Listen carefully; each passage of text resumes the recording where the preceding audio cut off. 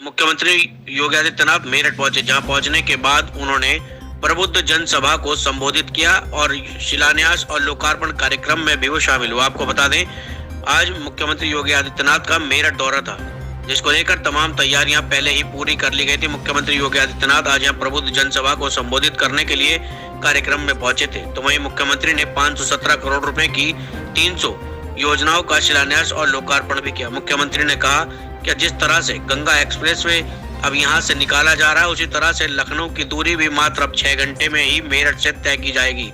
इसके लिए भी आगे योजना बनाई जा रही है, जिसको लेकर तमाम तैयारियां पूरी कर ली गई हैं। फिलहाल तो मुख्यमंत्री की तरफ से आज यहाँ पर 50 से ज्यादा प्रबुद्ध बुद्धिजीवी लोगों को सम्मानित भी किया गया और सभी का आभार व्यक्त करते हुए मुख्यमंत्री योगी आदित्यनाथ ने अपनी योजनाएं भी गिनाई।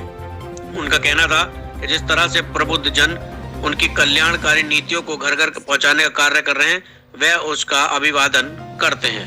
डबल इंजन की सरकार लगातार मेरठ और पश्चिमी उत्तर प्रदेश के विकास के लिए पूरी प्रतिबद्धता के साथ कार्य कर रही है। भाइयों और बहनों, 1 महीने के अंदर दूसरी बार तो मैं ही मेरठ में आया हूं। मैंने 1 महीने पहले यहां पर आकर के विकास के कार्यों की समीक्षा की थी। कुछ भौतिक विकास के कार्यों को भौतिक सत्यापन भी किया था और यहां के विकास के कार्यक्रमों को कैसे आगे गति देनी है, इस पर व्यापक रूप से जनप्रतिनिधि और यहाँ के प्रशासनिक और पुलिस के अधिकारियों के साथ भी व्यापक चिंतन मंथन करके उसे आगे बढ़ाने का कार्य किया था। आज तो मेरठ विकास की जिस नई दौड़ के साथ आगे बढ़ा है, दुनिया की आधुनिकतम सुविधाएं मेडिकल कॉलेज की कार्रवाई को आगे बढ़ा चुकी है। अब तक 1947 से लेकर 2017 तक मात्र 12 गवर्नमेंट मेडिकल कॉलेज खुल पाए थे।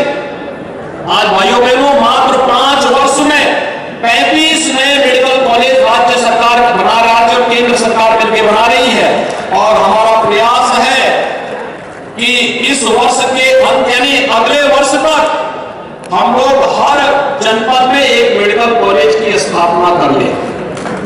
हमने पूरी कार्य योजना बना ली, उसको लागू भी कर दिया। ये उत्तर प्रदेश के अंदर में सभी सुविधाएं होनी चाहिए जो उत्तर प्रदेश को एक नई पहचान दिला सके।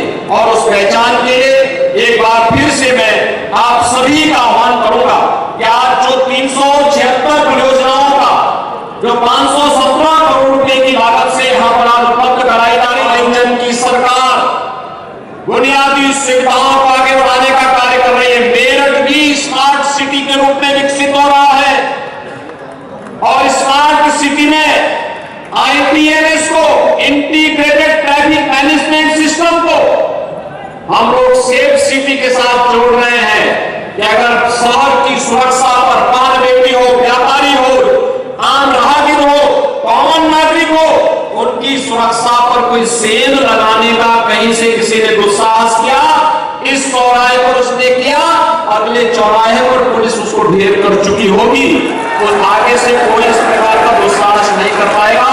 हम लोग स्मार्ट सिटी में ITMS को integrated command and control sector के रूप में विकसित कर रहे हैं और इसीलिए आज मैं आपके पास आया हूं। निवेश का एक अच्छा वातावरण प्रदेश के अंदर बना है और इसी वातावरण को देखते हुए उत्तर प्रदेश देश की अर्थव्यवस्था का ग्रोथ इंजन बनने की सामर्थ्य रखता है। उस सामर्थ्य को ध्यान में रखते हुए प्रधानमंत्री मोदी जी के विजन के अनुरूप उत्तर प्रदेश की अर्थव्यवस्था, प्रधानमंत्री जी ने देश की अर्थव्यवस्था को $5 ट्रिलियन के बारे में करने के लिए जो संकल्प लिया है, उस संकल्प में यूपी भी ग्रोथ इंजन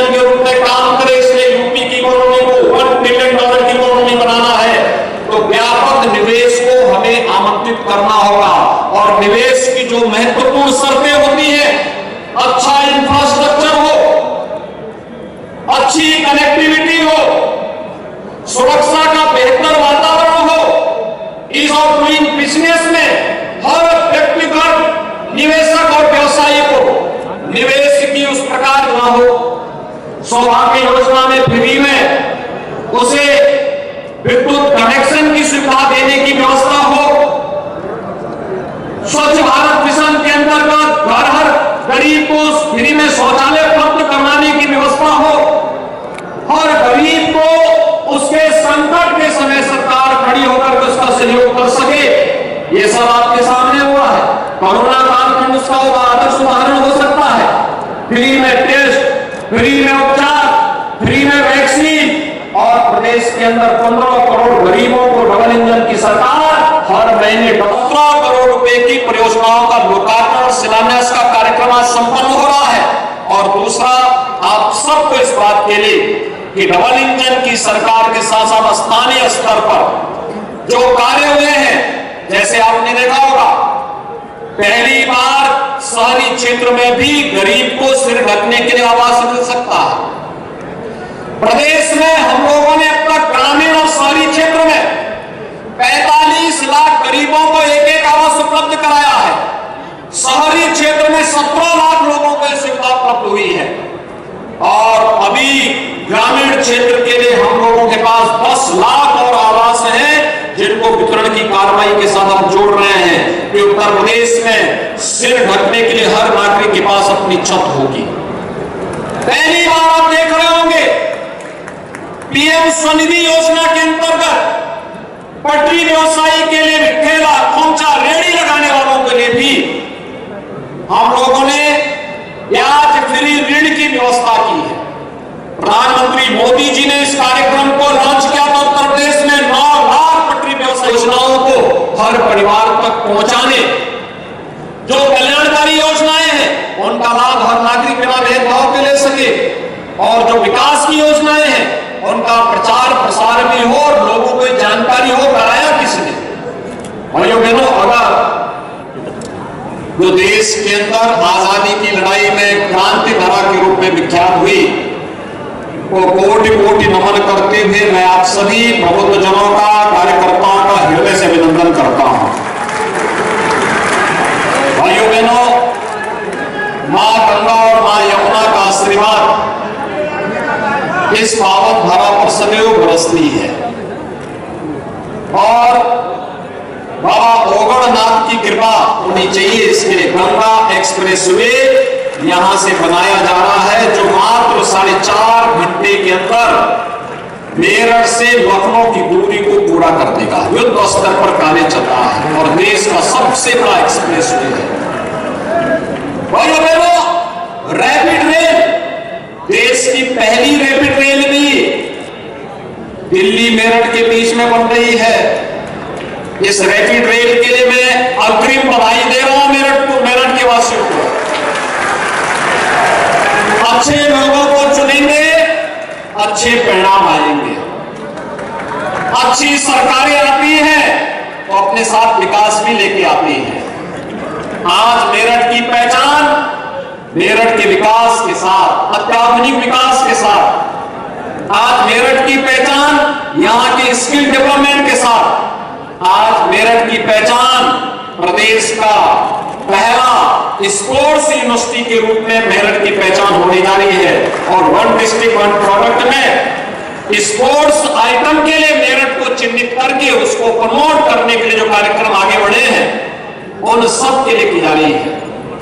हम सब जानते हैं कि आज प्रदेश और देश जिस रोजगार और स्किल डेवलपमेंट के लिए जाना जा रहा है, दुनिया के अंदर जिसकी भमक सुनाई दे रही है, उसकी पहली शर्त है अखिल भारतीय स्तर पर आतंकवाद और किसी भी प्रकार के अलगाववाद और अराजकता को पूरी तरह समाप्त करना।